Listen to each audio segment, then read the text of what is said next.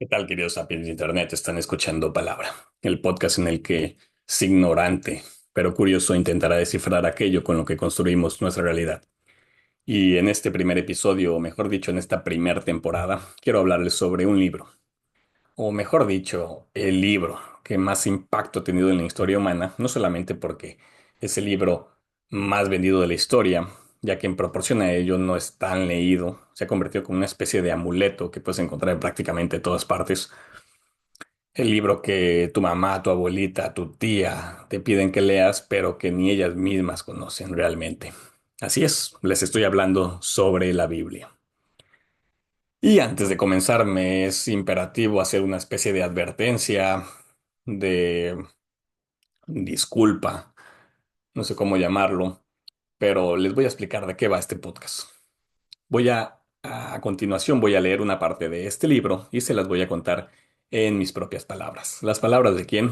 Bueno, como ya dije en un principio, soy un ignorante. No tengo ninguna clase de estudio en, no sé, teología o teoría crítica o historia, antropología o cualquiera de las cosas que las personas que se dedican a estudiar este tipo de textos tienen.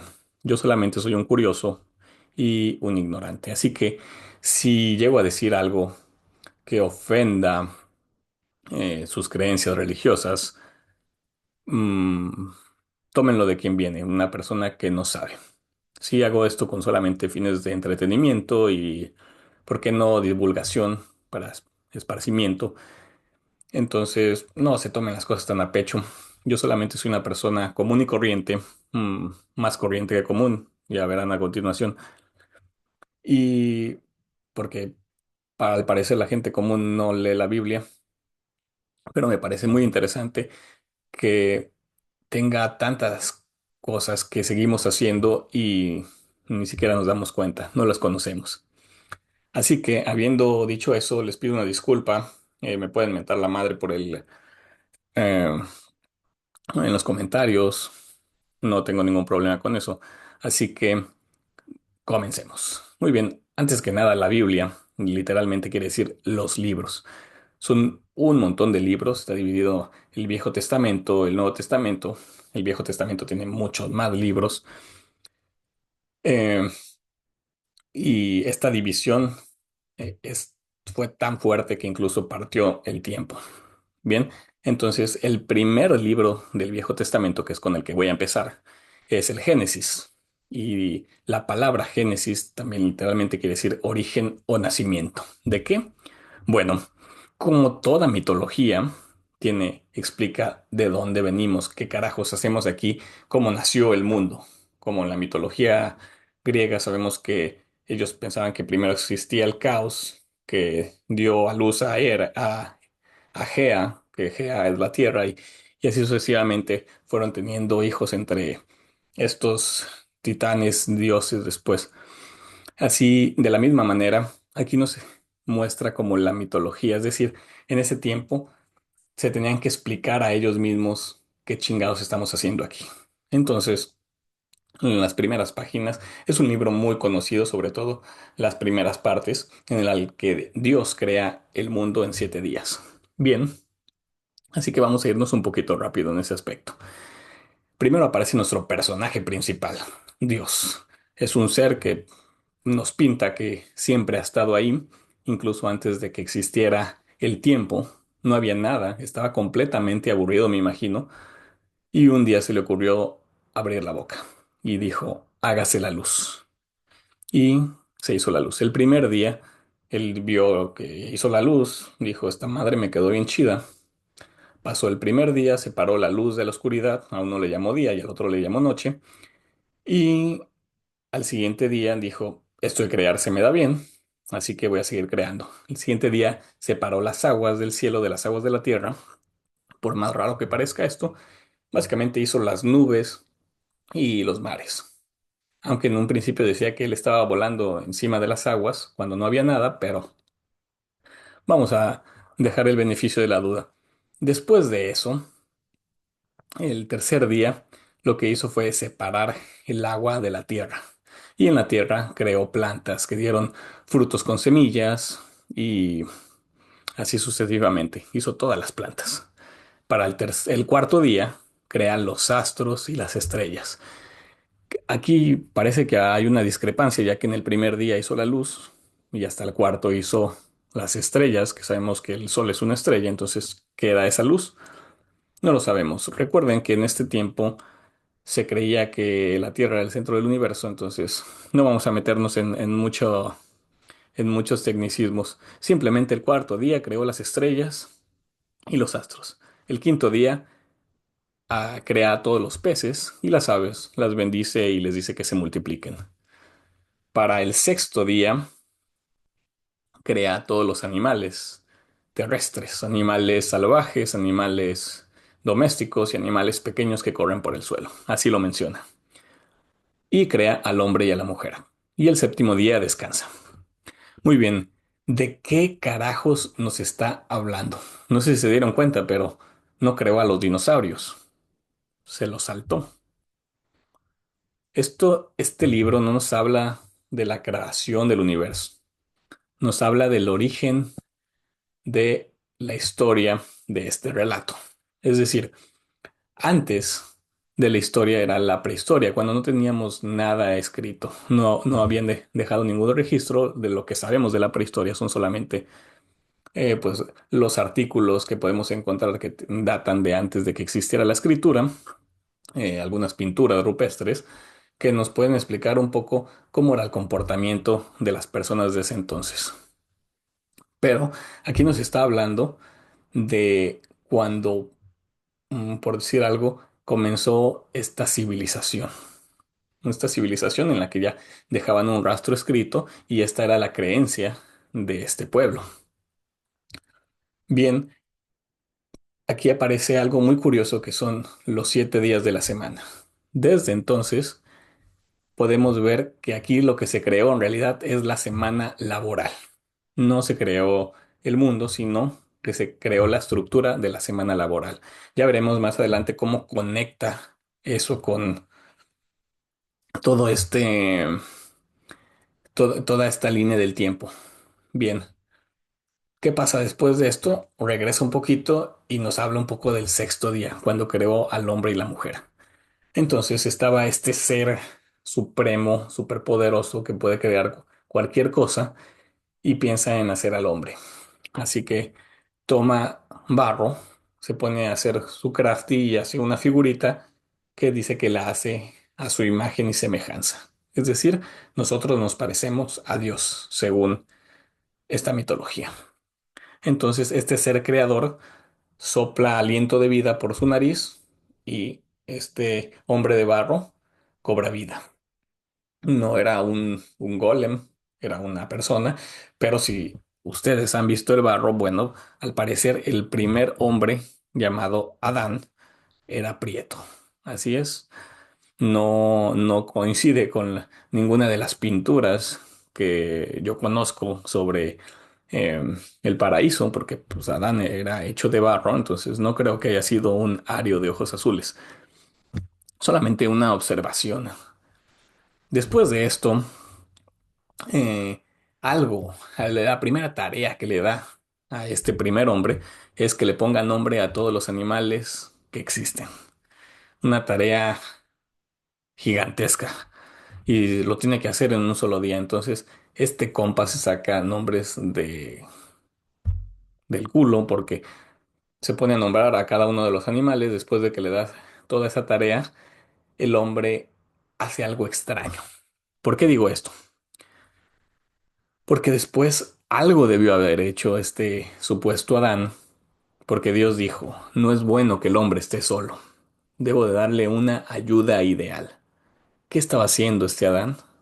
Pues a mí lo único que se me viene a la mente es que estaba sacando a pasear el ganso, porque dijo, no es bueno que esté solo, vamos a darle a la mujer. Así que lo que hace es duerme a Abraham, no dice cómo lo duerme, anestesia general, un golpe en la nuca, cloroformo, no lo sé, pero lo duerme y lo primero que hace es sacar su juego de mi primera cirugía, mi alegría. Le abre la barriga y le saca una costilla. Con esta costilla, Dios hace una transmutación humana No dice lo que hace, pero en lugar de agarrar más barro y crear a la mujer, simplemente le saca una costilla y de ahí lo hace. De ahí hace a la mujer.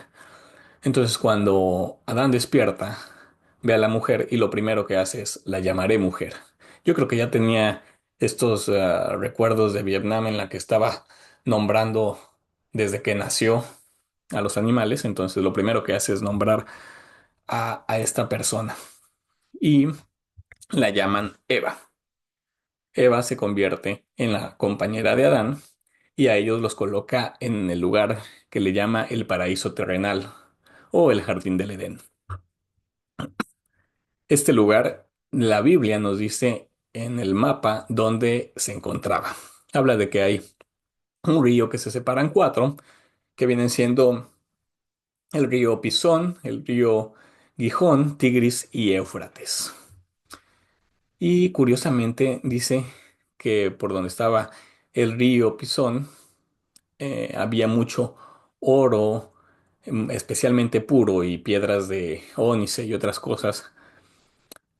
Y solamente hago esta observación diciendo esto porque este jardín del Edén más o menos se ubicaría en lo que hoy día es Irak. Y no sé si ustedes recuerdan que hace un tiempo hubo una guerra en la que los Estados Unidos, yo me imagino que leyeron la Biblia porque fueron a Irak a buscar supuestas armas de destrucción masiva y lo único que encontraron fue demasiado oro. Pueden buscar las fotos en internet si no me creen, pero eso solamente como un paréntesis. Pone a Adán y Eva en el jardín del Edén a que lo cuiden o a que gocen de él, porque en un principio les dice, pueden comer de todas las frutas y todo lo que se encuentren en este jardín, se los doy a que lo cuiden, solamente no pueden comer de un árbol que voy a poner justo en medio, que se llama el árbol del conocimiento del bien y del mal. Si comen de este árbol, seguro morirán. Acto seguido, va la mujer y se lo chinga. No, no, no fue así, no fue así exactamente. Aquí hay una gran culpa que le dan a la mujer históricamente, pero no fue así. Apareció un otro personaje que es la serpiente. Dice que la serpiente era el más astuto de todos los animales. Y esta serpiente se acerca a la mujer y le dice, así que no pueden comer de ninguno de los frutos. Y ella le dice, no, o sea, de lo único que no podemos comer es de este árbol. Bueno, es que si tú comes de este árbol, no es cierto que vas a morir, te vas a hacer como Dios. Entonces, ¿qué pensó Eva? Eva quería ser como Dios, pero ¿por qué? ¿Qué tenía de especial este Dios? Lo pintan como un hombre barbón que podía volar.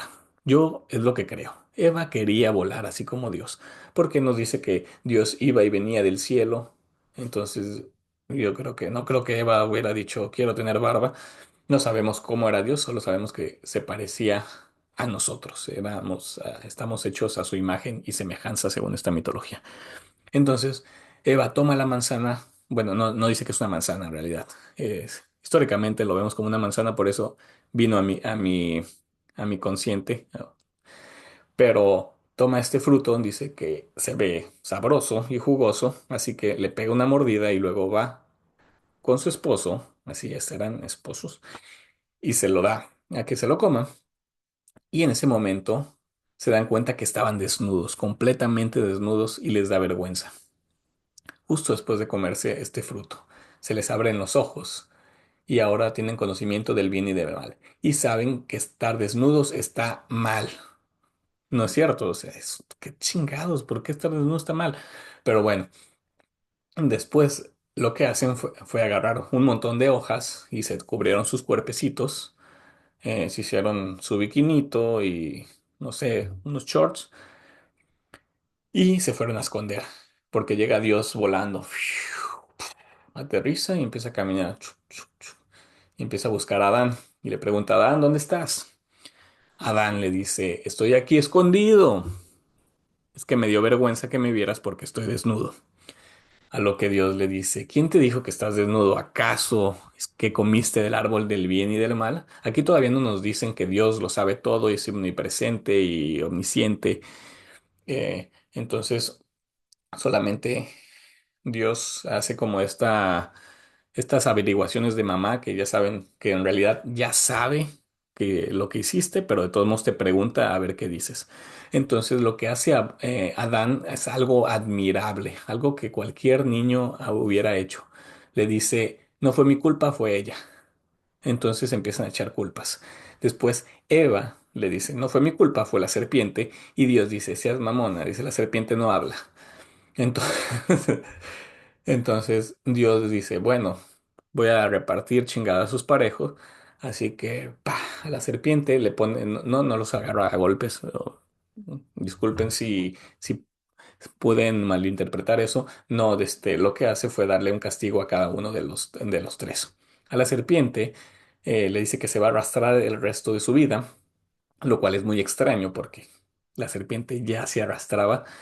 Entonces, en algunas pinturas que hablan sobre el jardín del Edén, pintan a la mujer, digo, a la serpiente con patas, que de todos modos no sé cómo caminaría con patas. Es extraño para mí pensarlo. El caso es que a la serpiente le dice que se va a arrastrar y que va a crear una enemistad entre ella y la mujer, y un día la descendiente de la mujer le aplastará la cabeza. Hasta ahí, pues no sé qué tan malo estuvo ese castigo. El castigo de la mujer es el que me parece para mí el más terrible, porque a la mujer le dice que va a hacer que sus dolores de parto duelan, le partan el alma, o sea, que le duelan cabrón. Y que va a intentar gobernar sobre su esposo y que nunca lo va a lograr. Y después al hombre, tengo que hacer un paréntesis de aquí, obviamente este libro fue escrito por un hombre, no por una mujer. Entonces el vato algo le traía a las mujeres, algo, lo habían rechazado, no sé, pero es muy claro que esto fue escrito por un hombre. Fin del paréntesis. Después al hombre le da el castigo de que ahora va a tener que trabajar para tener su alimento. Ya no va a poder solamente como en el jardín del Edén tomar el alimento que quiera y descansar. Así que le dice que va a tener que sembrar con sus propias manos, cosechar, y que eso le va a hacer que le salgan callos y espinos y ampollas en las manos y que le duela la espalda. Y como les había prometido, ahora van a morir. Así que agarra unos animales, les quita la piel, les hace unos trajes a ellos y los expulsa del jardín del Edén. Me imagino que también expulsó a la serpiente, y lo que hace es poner a unos ángeles poderosos en la entrada del jardín del Edén custodiando, y dice que pone una espada de fuego, no sé qué significa esto, en justo donde está el árbol del conocimiento del bien y del mal, y dice algo muy extraño. Otra cosa que no mencioné es que Dios habla como si hablara con otras personas, es decir, como si fuera más de uno. Yo creo que de aquí sale el concepto de la Santísima Trinidad, o no sé, pero lo que sí es que él dice, el hombre y la mujer han comido el fruto del bien y del mal y ahora son como nosotros. ¿Qué pasará si vuelven a consumirlo? Vivirán para siempre. Eso está extraño, los expulsa del paraíso. ¿A dónde? No dicen, eh, pero pues en realidad nomás los echó como a un ladito porque sí, ellos siguen, llegan al Éufrates y el Tigris, que sí continúan en la historia. Bueno, aquí voy a hacer un paréntesis. ¿Qué interpreta este humilde cerdo inculto? No sé qué adjetivo darme, pero aquí suceden varias cosas que me parecen interesantes. Una es que aparentemente Adán y Eva eran unos niños. Eso es lo que está pasando. Adán y Eva eran unos niños, no sentían vergüenza por estar desnudo como los niños, y cuando llegan a esa madurez, a esa etapa eh, adulta, en la que sus cuerpos empiezan a cambiar y no les voy a dar esta plática, ya se las dieron y si no se las han dado, se la tienen que dar sus papás. Entonces, el fruto del árbol del conocimiento del bien y del mal, el fruto prohibido suena demasiado a sexo. Entonces, una interpretación puede ser que Adán y Eva crecieron, se vieron sus partes, dijeron, se ve bien, y se comieron la torta, ¿no? Entonces, una vez que tuvieron relaciones sexuales, se dieron cuenta que ya les daba vergüenza mostrar sus cuerpos y, y que perdieron la inocencia. Eso es, esa es la expulsión del paraíso. Es no solamente darte cuenta de que vas a morir, eh, es una transición, de seguro a ustedes les pasó, a mí me pasó cuando estaba pequeño y que muere un familiar y te das cuenta de que somos mortales, que te das cuenta que ya no lo vas a volver a ver, ves cómo lo están enterrando, entonces eh, pier- pierdes esa parte de inocencia en la que piensas que tus papás van a ser eternos, que tu familia va a ser eterna, que tú mismo vas a ser eterno, entonces ahí llega una realización y parece que de eso es lo que nos está hablando. Eso y como les dije, esa pérdida de la inocencia en la que, holy shit. Un momento, por favor. Una disculpa grande, es mi primer video, no estaba preparado para esto. Em, Proseguimos. Entonces, o la segunda observación que veo aquí es que la serpiente habla. ¿Qué quiere decir esto? ¿Qué quiere decir que un animal hable? Bueno, yo no soy ningún experto, pero todo esto del paraíso y la expulsión del paraíso en la que tienen que sembrar suena al final de la época de los cazadores-recolectores y el inicio de la época de la agricultura. Entonces, de que nos volvimos sedentarios. Por qué pienso esto? Porque, bueno, se sabe que cuando éramos cazadores-recolectores nos tardábamos alrededor de 4 horas en conseguir alimento. 4 horas del día, de 24. El resto del día, pues hacíamos niños y jugábamos, hacíamos nuestros refugios, nos escondíamos, otras mil cosas que, que hacían estas personas de esa época. Entonces, esa expulsión del paraíso es de pasar de conseguir nuestro alimento en 4 horas, porque solamente recolectábamos y de repente cazábamos algún animal o comíamos carroña, pasamos a trabajar jornadas de 12 horas cuidando las cosechas, cuidando que no nos lo robara el vecino. Aquí nace la propiedad privada y otro tipo de situaciones que se ponen más compleja la situación. Entonces, sí es realmente una expulsión del paraíso y no me lo tomen a mal, no estoy diciendo que deberíamos de regresar a ser cazadores recolectores. Me parece algo imposible, improbable que podamos regresar a eso. Simplemente le doy esa connotación del paraíso por la cantidad de trabajo que se cambió y todas las demás, em, digamos, consecuencias que esto trajo. O sea, fue una etapa de cambio muy brusco. Eso es, para mí, en mi interpretación de esta primera parte, se crea la semana laboral, es decir, nos dijo, aquí nos dice Dios, ustedes deben de trabajar 6 días y descansar uno, y después más adelante van a ver cómo Dios les dice, tienen que trabajar 6 años y dejar descansar un año, el séptimo año, la tierra, no van a sembrar en ese año.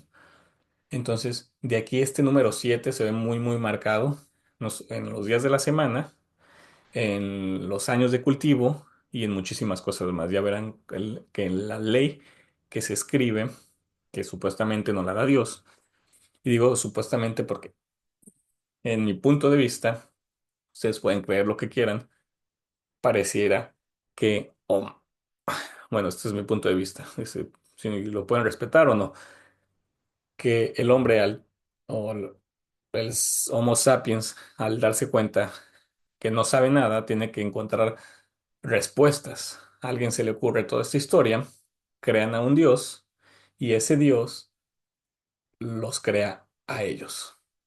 Suena extraño, pero creo que tiene sentido. ¿Qué pasa después de que los expulsen del paraíso? Bueno, Adán y Eva tienen relaciones sexuales y nace su primer hijo. Le ponen por nombre ah, Abel era el... No, Caín. Caín, después nace Abel. Caín se vuelve agricultor, mientras que Abel se vuelve pastor de ovejas. Entonces, ellos crecen y después Dios, todavía después de que los expulsó, va y los visita y les pide tributo. Muy... no voy a juzgarlo. Entonces, al ir, de bajar volando, le rinden tributo. Abel le da el mejor ejemplar que tiene, el más gordito, el más choncho, el más sabroso, mientras que Caín pues le da lo que le sobra de su cosecha. A Dios no le gusta esto, así que no acepta la ofrenda de Caín, por lo cual Caín se pone celoso de su hermano. Se enoja y Dios le advierte, le dice que aquí por primera vez se menciona el pecado. Ya sabemos que se usa que el pecado original es el con el que nacemos manchados, parece, que es el de la expulsión del paraíso, el pecado que nos dieron nuestros padres originales, Adán y Eva. Y digo los dos porque los dos tuvieron la culpa.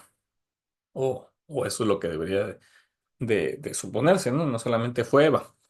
El caso es que Dios le advierte que le dice, relájate, relájate, Caín, porque el pecado está a la puerta y puedes cometer alguna estupidez. A lo que Caín parece que no le hace caso y también esta es una historia muy conocida. Caín invita amablemente a Abel a caminar por el campo y después le da una caricia con una roca en la nuca, que lo mata.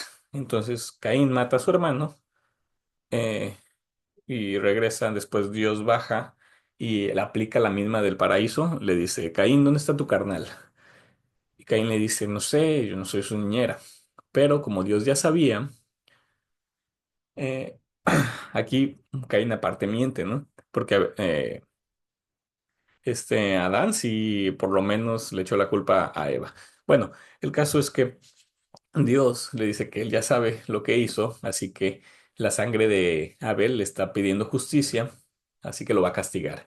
Y como ya sabemos, los castigos que le gustan a Dios es el destierro, va a desterrar a Caín. Le dice que va a ser un vagabundo sin hogar el resto de su vida, porque todo lo que intente cultivar no le va a dar frutos. Entonces va a tener que vagar por el mundo buscando alimento. Lo volvió otra vez un nómada, cazador-recolector. Entonces Caín le dice que ese es un castigo demasiado grande, que no lo va a soportar porque cualquiera que lo encuentre allá afuera lo va a matar. ¿Qué quiere decir esto? No está hablando de su papá Adán ni de su mamá. Está hablando de que habían más personas allá afuera. Es decir, Adán y Eva no eran los primeros. Todo este libro se trata básicamente de una familia. Es como, no sé, es un árbol genealógico. O sea, es el chisme de familia de un árbol genealógico y nos va diciendo por dónde se va esta historia. Entonces, ya había personas en ese entonces. No era, parece que Dios nada más, o este ser, escogió a estas personas que parece, me imagino que son los que escriben este libro. Entonces, Dios le dice, no, no te van a matar porque el que te haga daño, te voy a poner una marca. Y el que te haga daño, lo voy a castigar 7 veces 7. Aquí de nuevo el número 7. 7 por 7, pues son 49. Yo creo que en ese tiempo era un número muy alto, no sabían contar y dijo, es un chingo. No sé qué connotación tenga esto, si alguien sabe acerca de todo este rollo del 7, qué quiere decir esto, nos lo puede hacer saber en los comentarios, sería de gran ayuda. Pero el caso es que le pone una marca y lo destierra. Después Caín se encuentra por allá a una mujer con la que se casa, tienen hijos y nos habla de toda una serie de los descendientes de Caín hasta llegar a uno que se casa con dos esposas. Y aquí es la primera vez que uno dice, wow, ¿qué está pasando? ¿Cómo que dos esposas? Y ya verán que en este libro de la Biblia se casan, tienen muchas esposas. ¿En qué momento se dejó de practicar eso? Probablemente cuando se empezaron a dar un poquito más de derechos a las mujeres. Dice, porque todo este libro nos habla de que las mujeres eran una especie de mercancía. Así es como las trata la Biblia en el Viejo Testamento. El caso es que se casa con dos mujeres y un día él sale al campo, se pelea con un joven y lo mata. Cuando regresa, él le dice a estas mujeres que si Dios castiga 7 veces 7 al que le haga daño a Caín, el que le haga daño a él será castigado 70 veces 7. Entonces yo creo que fue como decir un puntito más que tú. De ahí no me voy a ir mucho por el lado de Caín porque vamos a regresar a la historia de Set, que es el siguiente descendiente de Adán. Solamente pues le doy el contexto. Vamos a ver que en esta historia, les digo, es un árbol genealógico, de repente se va por una rama, nos cuenta un poquito de qué pasó ahí y regresa. Entonces sigamos con el descendiente Set. Y una cosa que llama la atención es que en ese tiempo vivían un chingo de años. O sea, Set, por ejemplo, vivió 930 años y luego se murió, pero dejó, tuvo hijos e hijas y nos dice que es el descendiente por el que nos cuenta la siguiente historia es Enos.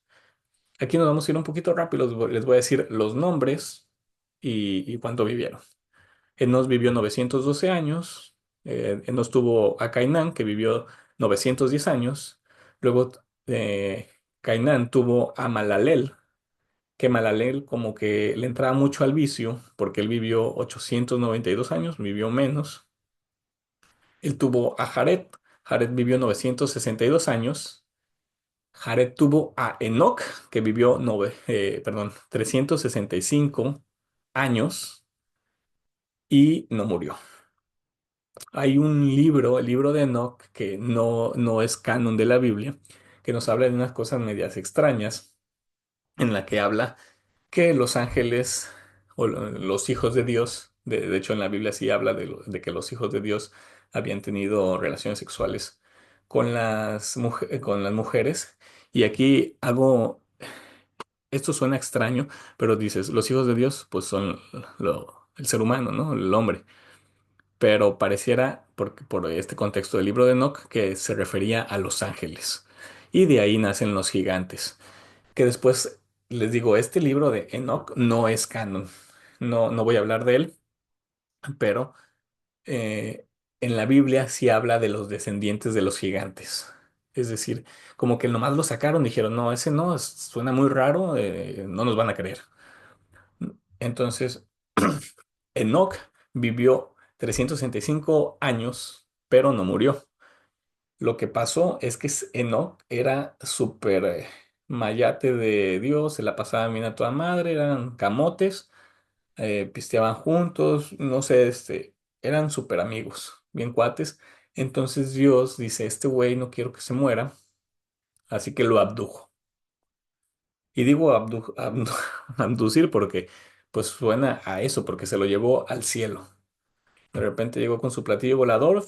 Si han visto alienígenas ancestrales, estos vatos leyeron un poquito de la Biblia y pues sí suena que Dios es un pinche extraterrestre. A eso suena, no estoy diciendo que sí sea o que yo crea en eso. Pero pues suena extraño que este ser todopoderoso de repente llega y hace experimentos con los humanos y quiere eh, que lo adoren. Bueno, el caso es que toma a Enoch, se lo lleva, lo diseca, o no sé, ahí lo ha de tener arriba, en formol, y a lo mejor el Enoch nomás se despeñó y Dios les dijo eso, ¿no? Me lo llevé a mi compa. Bueno, Enoch tuvo a Matusalén, la persona que según la Biblia ha vivido más tiempo, que fueron 969 años, él se cuidaba machín. Matusalén tuvo a Lamec y Lamec es padre de Noé. Y aquí viene la siguiente historia, el relato el relato de el diluvio. Y esta historia, aquí es donde se origina todo el pedo que hay hasta el día de hoy con Palestina, por ejemplo. Pero déjenme les cuento. Primero les voy a contar el relato eh, muy rápidamente del diluvio. Probablemente ya lo conocen muchísimo, es súper conocido. Es decir, en ese entonces Dios ya estaba hasta la madre de la gente y no lo culpo, no lo culpo. Probablemente tú que me estás escuchando estás también hasta la madre de la gente. Todos hemos estado hasta la madre de la gente, decimos que se chinguen todos, pero pues Dios era todopoderoso, entonces dijo, ¿saben qué? Ya, los voy a matar a todos, ya estoy harto. Así como si fueran hormiguitas, me voy a echar una miada y les voy a hundir todo, todo su hormiguero. Entonces, pero Dios se llevaba bien a toda madre con el Noé, no tanto como el Enoc, no se lo quería llevar a disecar, pero sí dijo, ¿sabes qué? Es que este güey sí es bien chido, bien a toda madre. Y no lo voy, a él y a su familia no lo va a matar y que ellos continúen poblando la tierra. Porque no era una persona que llama a Dios justo, aunque no les había dado leyes, pero dice que todo lo que pensaba o decía o hacía el hombre era perverso. Entonces, Dios le avisa a Noé, dice, oye, voy a matar a todos, voy a traer un diluvio, pero tú me caes chido, te voy a dar un pinche jalezote que te vas a hacerlo la mitad de tu vida pero te vas a salvar. Entonces tienes que hacer un arca. Te voy a dar las medidas exactas y en esto de sentido, la Biblia te dice exactamente, por ejemplo, dice que la tiene que hacer con madera de acacia y te da las medidas exactas del arca de Noé, que con estas medidas, honestamente, yo no creo que haya cabido ahí una pareja de animales de cada especie, pero no, ustedes juzguen. Nada más les voy a dar como las medidas del barco, no voy a ser tan específico, decía que tenía que tener 3 pisos y ese tipo de cosas, ¿no?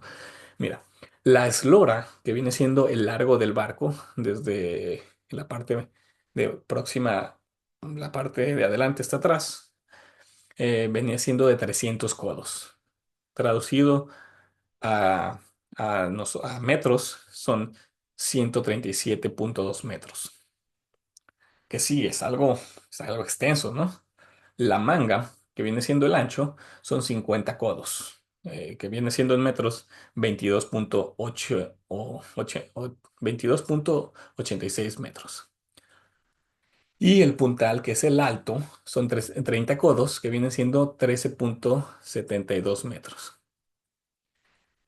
Para mí ahí no cabe una pareja de animal de cada especie, a lo mejor de las especies que ellos conocían.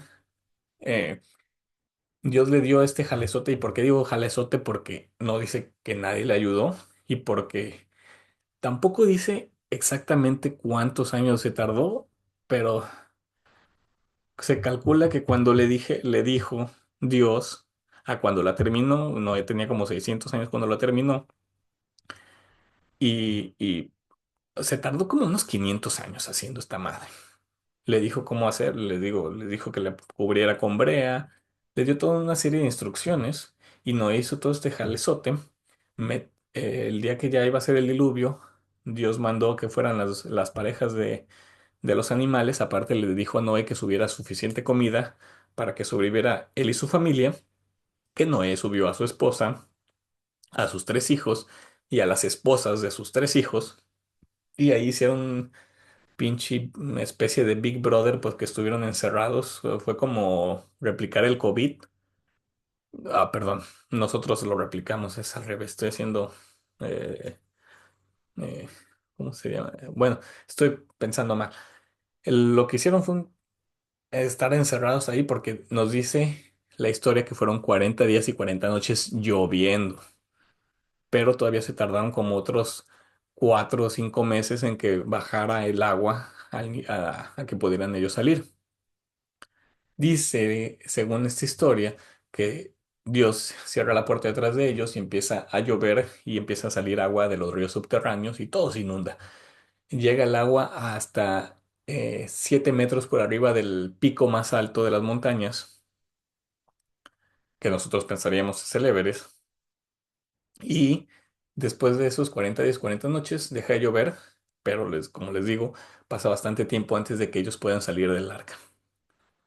Noé ahí cada mes aventaba una paloma para ver si volvía con alguna señal de tierra firme o si ya no volvía. Eh, y cuenta que hasta un día llegó la paloma con una hoja de árbol, con una hoja de, ¿cómo se llama? Oliva. Entonces es cuando se da cuenta que ya pueden salir. Es gracioso porque dice, Dios se acuerda de Noé y dice, ah, su puta madre, ahí los había dejado. Entonces baja, los recibe. Bajan todos los animales, Noé toma a los animales que había juntado para el sacrificio, hace un pinche holocausto ahí con sangre, pone a todos en un altar y los ofrece en una ofrenda quemada. Y dice que aquí es la primera vez que dice que Dios para él fue un aroma agradable al Señor. Es decir, a este ser todopoderoso llamado Dios le gustaba el olor a quemado, a carnita asada. Podrías decir que a carnita asada, pero no quemaban la carne que tenía que quedar hecha carbón.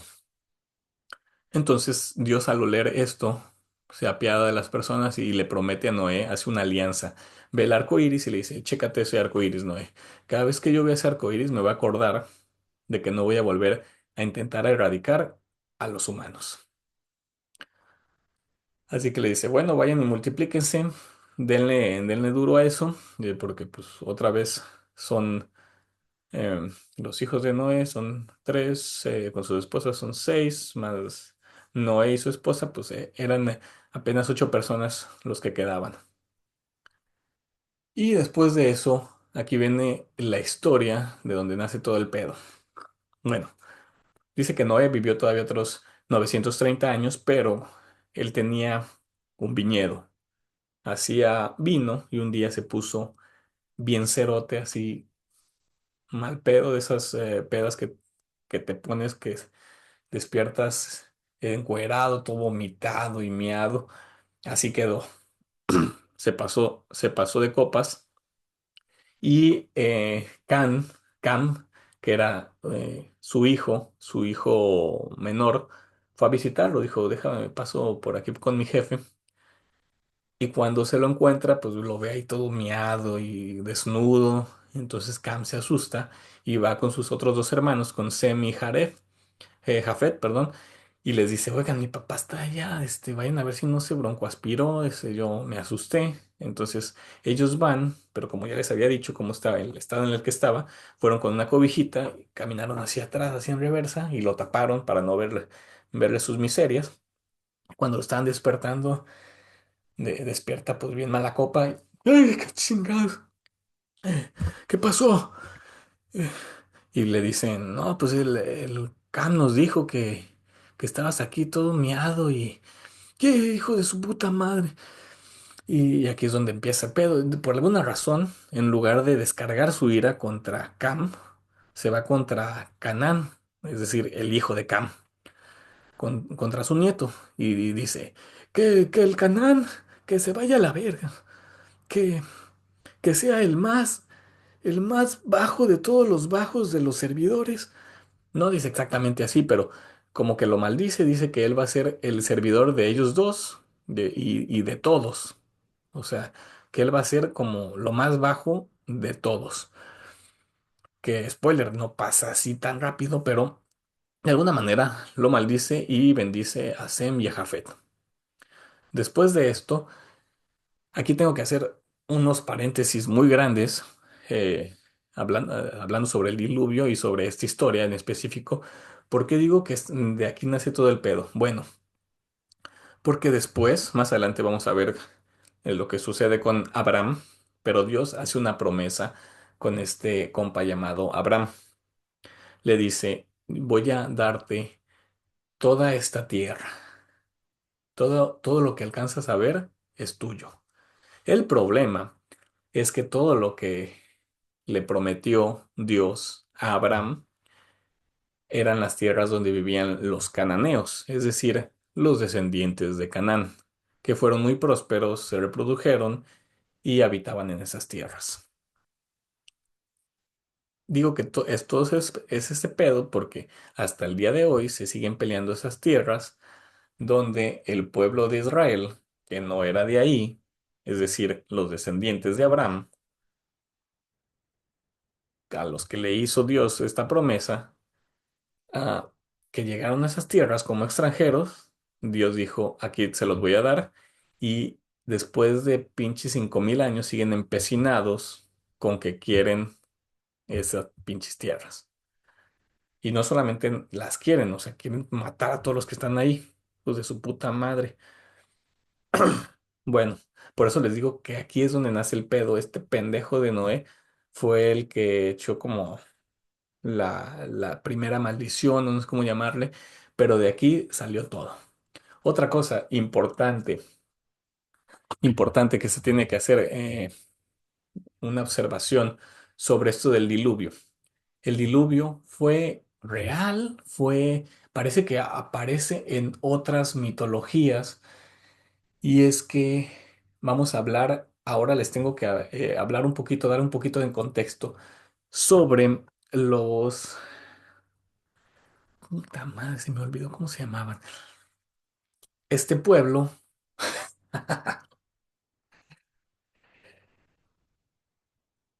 Sa- se me olvidó, los, Sa, en un momento. Mierda, ya se quedó trabado esto.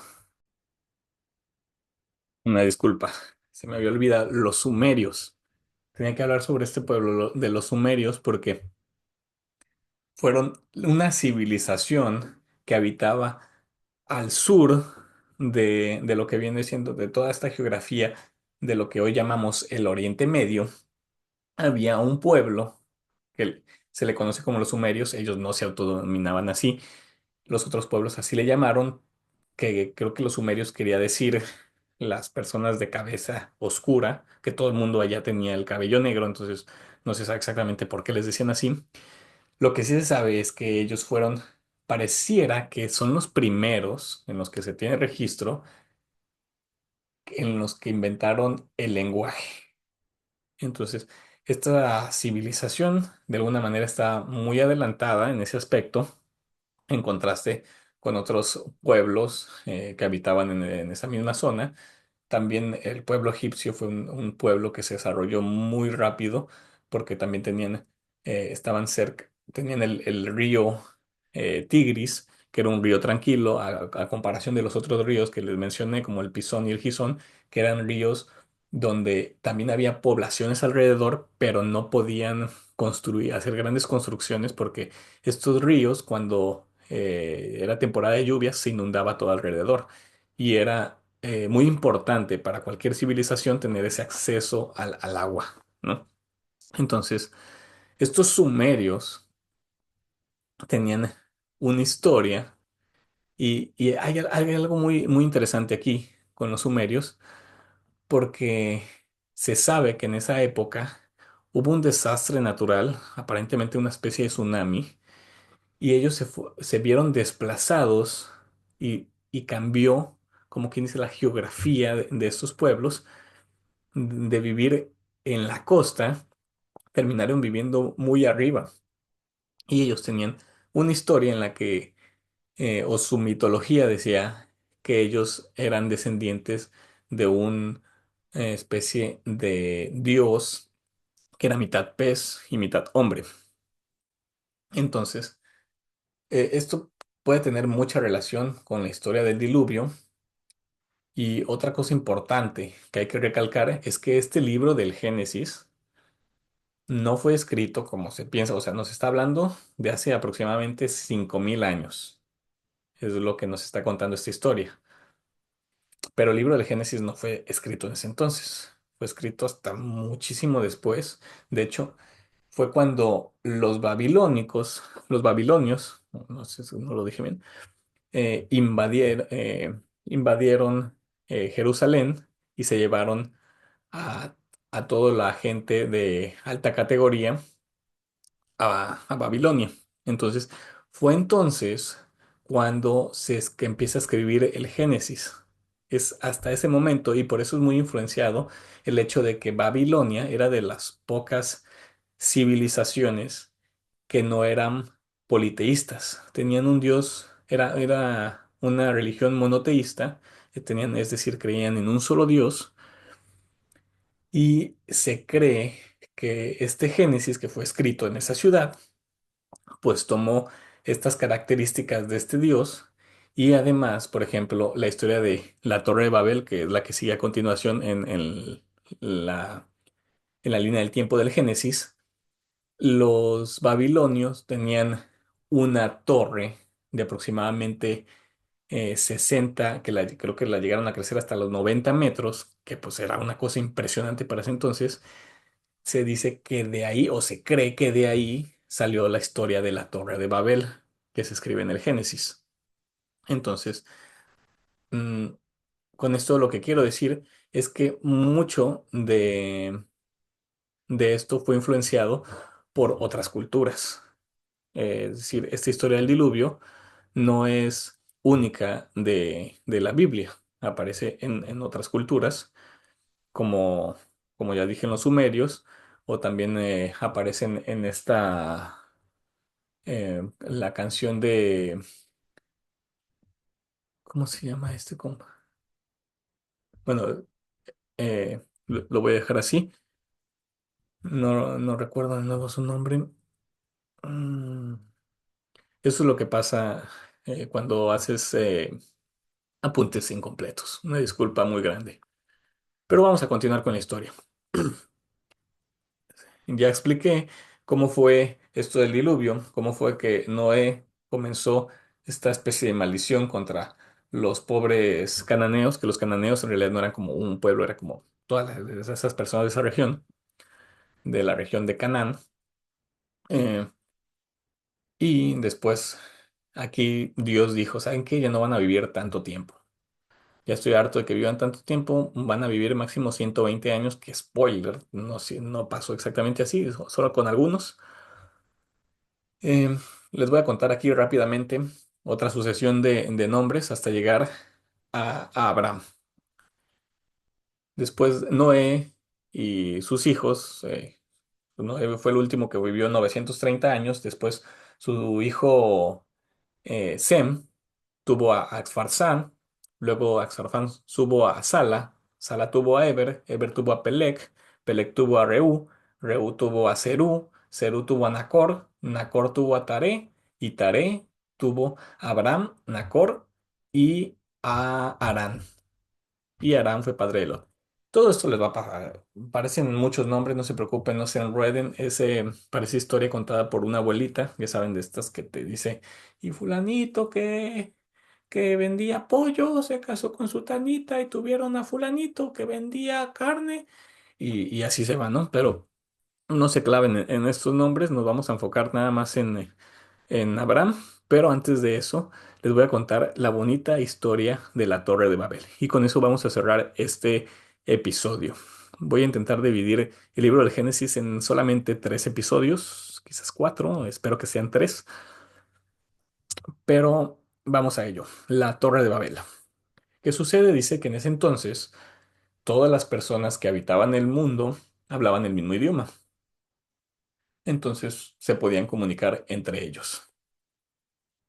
Estas personas se pusieron de acuerdo, vivían en una ciudad muy bonita y dijeron, vamos a construir una torre que llegue hasta el cielo para poder ver a Dios. Así que empezaron a trabajar y como les dije, en Babilonia tenían una torre enorme que parece que de aquí viene todo este mito. Construyeron, Estaban construyendo esta torre cuando Dios se dice, vamos a ver qué chingados están haciendo estos vatos. Baja y ve la torre y dice, si el hombre logra hacer esto, ya nada le será imposible. Así que mejor vamos a confundirlos. Así que le da varios idiomas a estas personas para que ya no se entiendan y abandonen el proyecto. Esa es la historia de la Torre de Babel, que Babel viene del verbo balbá, que quiere decir confundir, balbal. Sí. Entonces, básicamente, este es como la torre de la confusión. Con esto terminamos el bonito episodio. Espero que les haya gustado. Si tienen algo que decir, pueden hacérmelo saber en los comentarios. Y los leo. Y el siguiente episodio voy a hablar sobre la vida de Abraham. Abraham, como ya les dije, que es donde empieza esta promesa que hace Dios con él, en la que le va a regalar o le va a dar toda la tierra de Canaán y que le dice que va a tener una descendencia más grande que las estrellas, que en realidad pues él se muere y nomás le dio, no, sí le dio bastantes hijos. Parecía que en realidad la que no podía tener hijos era su esposa Sara, Sarai. Pero bueno. Con eso terminamos el episodio. Espero que les haya gustado. Esto es Palabra Podcast y nos vemos hasta el siguiente episodio. Bye.